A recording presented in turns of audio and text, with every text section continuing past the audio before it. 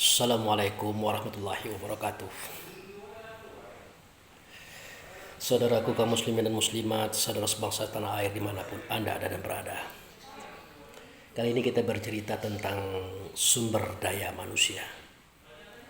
Jadi kalimat ini sering diucapkan oleh siapa saja, terutama bagi mereka aktivis. Sumber daya manusia ya memang sesuatu yang menarik untuk kita bicarakan. Namun ingat, sebelum kita berbicara tentang sumber daya, tentu kita harus berbicara dulu tentang apa itu manusia. Mana dianya manusia. Nah itu. Jadi seketika kita berkata tentang manusia, rasa kita, ingatan kita, kesadaran kita menjurus kepada ya kita ini manusia. Namun sebenarnya perlu ditinjau kembali pemahaman itu. Karena antara kita dengan manusia itu tidak sama. Tidak sama. Lalu siapa manusia? Nah, untuk kita tahu siapa manusia, kita harus bertanya kepada yang menciptakan manusia. Ternyata yang menciptakan manusia adalah Allah Subhanahu wa Ta'ala.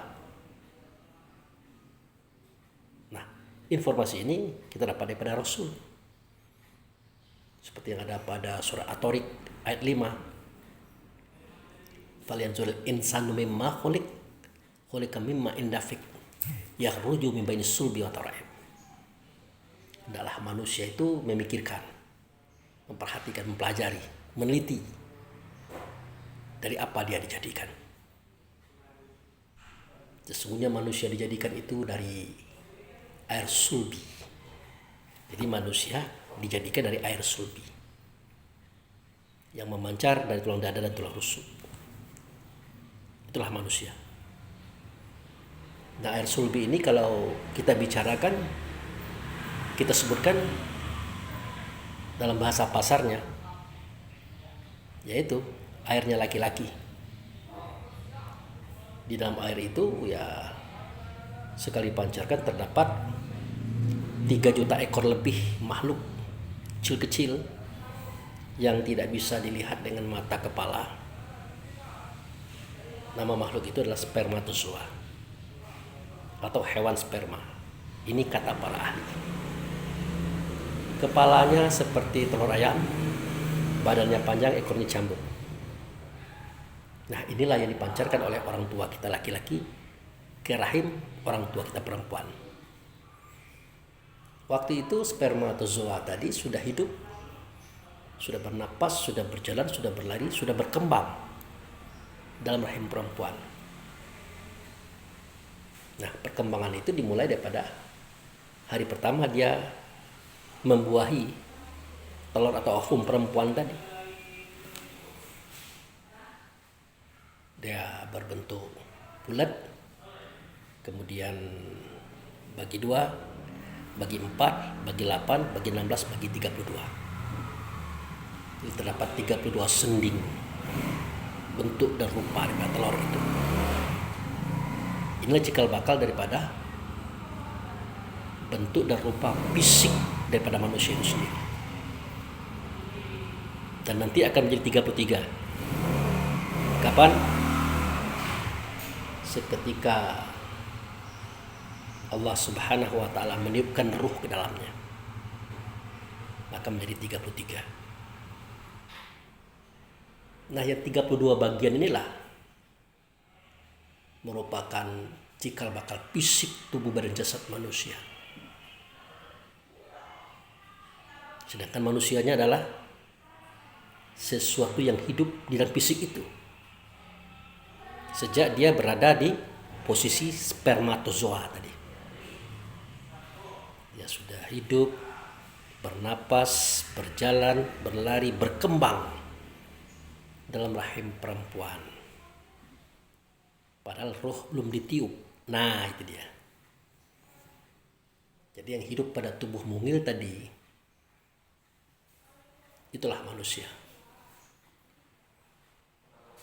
Sebenarnya cikal bakal tubuh jasad manusia itu bukan spermatozoa, bukan hewan sperma tadi, tetapi dia adalah merupakan motor yang mengantarkan nuktoh yang akan digabung ke dalam ovum perempuan. Nuktoh itu titik zarah, jamaknya zuriat. Dia ada di dalam kepala sperma itu. Jadi seketika sperma itu menubruk telur tadi, seketika kulit telur itu mulai robek, maka ekor sperma putus, kepala sperma terbuka, dan di situ dia lemparkan sesuatu semacam titik yang disebut dengan nuktoh atau zarah, jamaknya zuriat. Nah, nuktoh atau titik tadilah, zuriat itulah cikal bakal tubuh badan jasad manusia yang di dalamnya sudah ada yang hidup, bernapas, berlari, berkembang dia dalam rahim perempuan. Itulah manusia. Artinya itu bukan kita. Lalu kita yang mana? Kita adalah yang ditiupkan oleh Allah ke dalamnya, ke dalam nuktoh tadi, ke dalam zarah tadi, ke dalam zuriat tadi, ke dalam cikal bakal tubuh manusia tadi. Itulah kita. Dalam hal ini Allah berfirman, yang firman itu disampaikan oleh Nabi.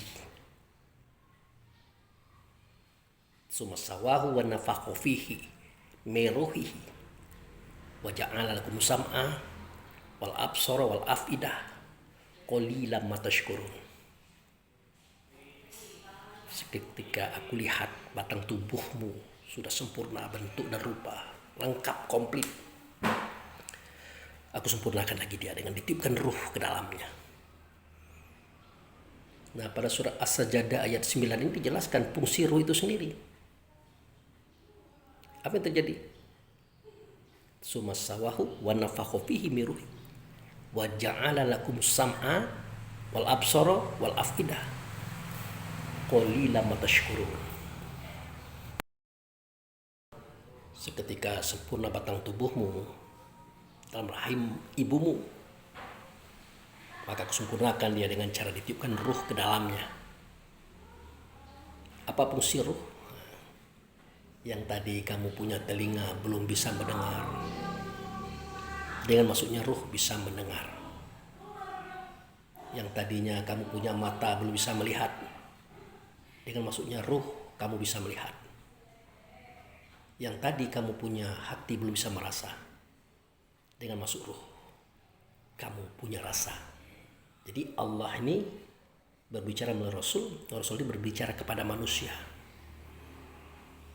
Artinya, wahai manusia, kamu tadi punya telinga, punya mata, punya hati, punya otak, belum berfungsi.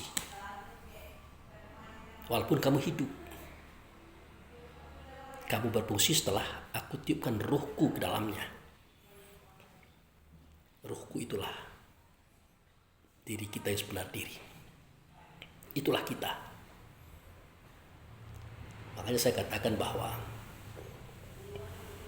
manusia itu bukan kita, tetapi casing kita, alat kerja kita, serta kendaraan kita. Dikatakan casing yaitu tadi, kalau kita tidak nyata, tidak bisa dilihat keberadaannya tanpa tubuh. Waktu itu dia berperan sebagai casing. Kemudian kita kemana-mana menggunakan tubuh. Dia berperan sebagai kendaraan. Kemudian kita ingin bersuara, berkata, berbicara menggunakan bibir, lidah, dan gigi, serta tenggorokan dan paru. Itulah peranannya sebagai alat. Jadi di sini jelas antara kita dengan manusia tidak sama, dan kita bukan manusia, tetapi kita ruhnya Allah yang ditiupkan seketika manusia berusia 4 bulan 10 hari. Nah, kembali kita bercerita tentang sumber daya manusia. Jadi sumber daya manusia, ruh itu tadi. Seketika telinga kita belum bisa dengar, mata kita belum bisa melihat, hati belum bisa merasa, otak belum bisa berpikir. Nah, sumber supaya dia berfungsi, ruh itu sumber daya manusia. Itu SDM. Makanya dalam sebuah organisasi atau sekumpulan masyarakat, jika kita berdialog, berbicara dengan mereka, tidak nyambung-nyambung, tidak pernah connect, apa kata teman kita, itu efek daripada SDM-nya, akibat daripada sumber daya manusianya rendah. Di sini menjelaskan bahwa kapasitas rohaninya itu tidak tinggi. Padahal dari sononya dia sama. Yang namanya wahdaniyat, satu saja yang menjadikannya Allah, satu saja asalnya Muhammad, satu saja namanya, yaitu mukmin. Di tempat yang satu namanya Baitullah, itulah ruh. Sama. Tetapi efek fisik itu mempengaruhi kualitas ruh itu. Efek fisik yang berbentuk dan terbentuk di kepala itu sangat mempengaruhi. Di situ akal akan berfungsi, fikir akan berfungsi, hayal akan berfungsi, paham akan berfungsi, dan alimun akan berfungsi. Ditambah lagi latar belakang pendidikan, latar belakang daerah, latar belakang jam terbang. Itu sangat mempengaruhi nilai dan kualitas diri kita. Diri kita yang mana? Ya, ruh tadi. Padahal dia dari alam yang tinggi. Bahkan tidak bisa dikatakan alam juga. Karena yang menjadikannya Allah, asalnya Muhammad, di tempat yang bukan tempat, di waktu yang tidak diwaktukan. Cemerlang, nur itu. Namun kita tidak boleh kalah dan mengalah dengan keadaan. Walaupun usia sudah tua, sudah lanjut, dengan segenap kelemahan yang kita miliki. Pendengaran sudah menurun, penglihatan sudah menurun, daya ingat sudah menurun. Semua itu efek daripada kurang terlatihnya pendengaran itu, kurang terlatihnya penglihatan itu, dan kurang terlatihnya ingatan itu. Jadi latihlah ruh tadi, binalah ruh tadi, untuk kita belajar lebih banyak, untuk kita mencari dan mencapai lebih jauh jangkauannya. Ya, dengan cara rendah hati, dengan cara legowo, dengan cara selalu mencari dan mencari, bertanya dan bertanya.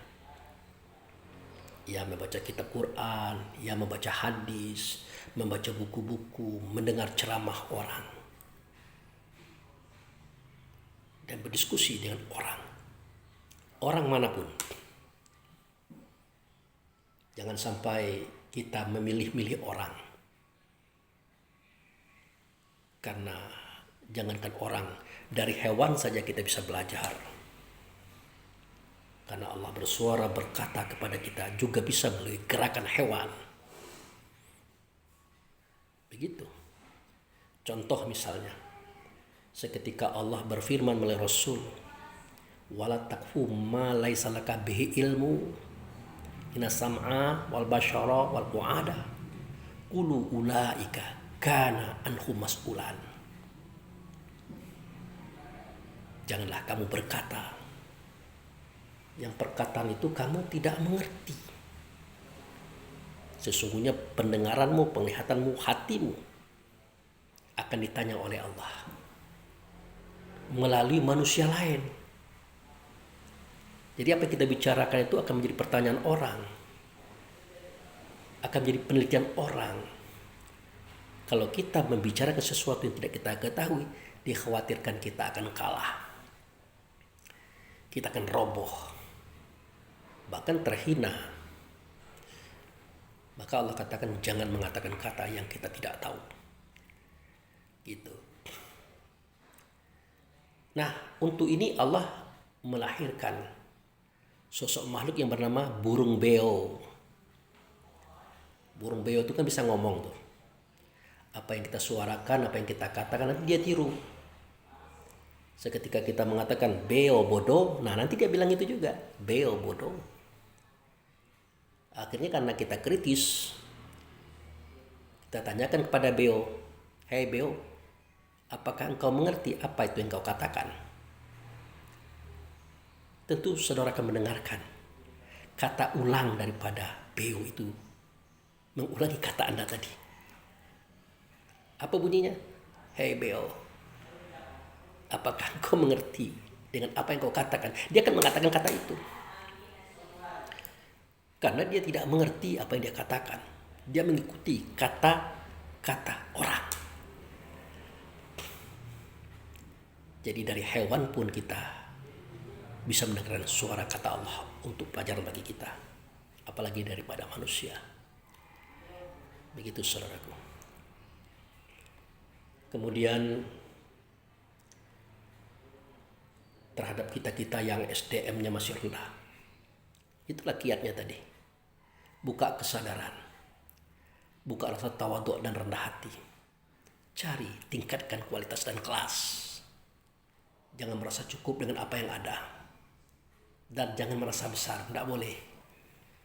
Jadi siapapun yang berbicara, yang berkata, memberikan usul, terima. Kemudian seleksi. Ya, jika cocok ambil. Jika tidak, ya lepaskan saja. Kan tidak ada masalah. Yang penting jangan kita merasa kita yang paling tahu, yang paling benar, yang paling hebat. Tidak boleh. Tapi kalau kita tahu, kita benar, kita hebat, boleh. Yang tidak boleh itu merasa. Karena merasa itu artinya belum hebat, belum benar, belum baik. Nah, jadi sumber daya manusia itu adalah ruh itu saudara. Mukmin itu saudara, Nur Muhammad itu masih bisa diangkat kualitas dan kapasitasnya. Masih bisa. Asalkan kita mau. Karenanya rusak suatu masyarakat, rusak tatanan organisasi. Itu efek daripada orang-orang yang ber-SDM rendah itu tadi. Maka saya katakan, kalau berbicara dengan orang lain atau manusia lain, ada 3. Kalau kita berbicara dengan orang kapasitasnya di atas kita, nyaman. Nyaman saudara. Bahkan kalau kita keliru, dia luruskan dengan bijak. Kalau kita berbicara dengan orang yang satu gelombang, satu frekuensi, akal fikirnya dengan kita, aman. Karena dia memahami apa yang kita katakan. Tetapi kalau kita berbicara dengan orang yang kapasitas akal fikirnya di bawah kita, ampun, lebih bagus kita tidak usah ngomong dengan mereka. Apalagi masalah yang serius. Tetapi kadang-kadang harus ngomong. Karena kita satu lingkungan, satu organisasi, satu kelompok. Kenapa ampun? Ya karena mereka akan mengartikan apa yang kita bicarakan itu seperti apa yang mereka pikirkan. Bayangkan, kalau ini ada di dalam lingkungan kita, di organisasi kita, kelompok kita, bisa hancur organisasi itu. Bisa hancur kelompok itu. bisa hancur lingkungan itu. Karena pola pikir mereka yang seperti itu lebih banyak ketimbang mereka yang berkualitas akal pikirnya. Makanya dibutuhkan dalam sebuah organisasi, kelompok, dan lingkungan masyarakat pimpinan atau pemimpin yang komitmen. Semua kita mengatakan harus taat kepada pimpinan, harus taat kepada pemuka-pemuka yang menjadi koordinator, harus menggunakan sistem perencanaan dan program, harus menggunakan evaluasi. Itu dalam rangka menjaga tatanan ini supaya baik dan benar dalam perjalanannya, supaya cita-cita bersama itu tercapai. Itu saudaraku. Tetapi kalau kita punya sifat iri, dengki, hasut, fitnah, tamak, loba, dan sombong, ini susah disami Allah, diatona, susah didengar dan taati, itu susah. Karena mereka mengukur sesuatu itu berdasarkan kapasitas akal pikir mereka, padahal sudah komitmen. Padahal ini adalah sebuah organisasi, sebuah kelompok, sebuah lingkungan yang sudah ada ketentuan kepemimpinan dan yang dipimpin. Inilah sebab terjadinya kericuhan dalam sebuah perjuangan, gitu. Nah, apalagi kalau kita menyadari ada perbedaan kapasitas akal fikir, otomatis berbeda cara berprinsip dalam hidup. Itu akan menjadi awal pertikaian yang kuat dan keras. Sehingga apa yang disebut dengan organisasi tadi tidak berfungsi.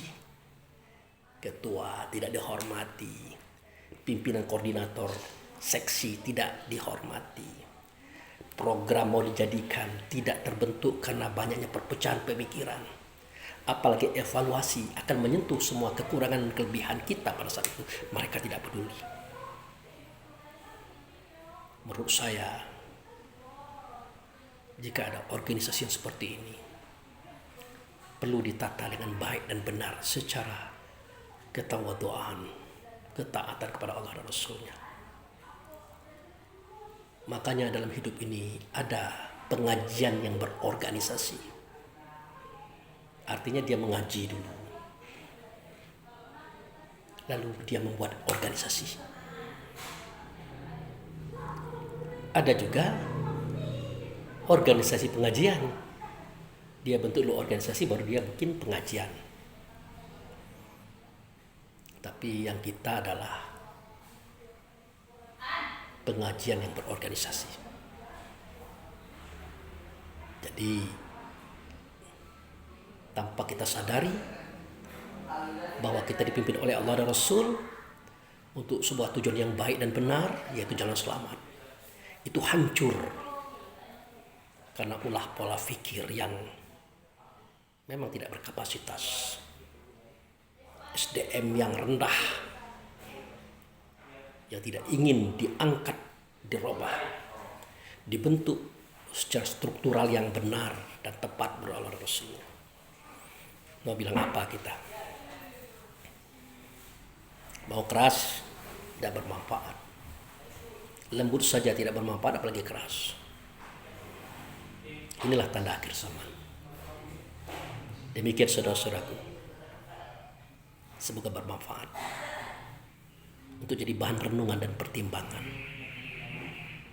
bahwa SDM itu, sumber daya manusia itu, walaupun kita sudah tua, pendengaran sudah tidak tajam lagi, penglihatan juga sudah tidak kuat lagi, berpikir juga tidak sematang dulu, tetapi Allah dan Rasul tidak menutup daripada keinginan kita untuk lebih baik daripada yang hari ini.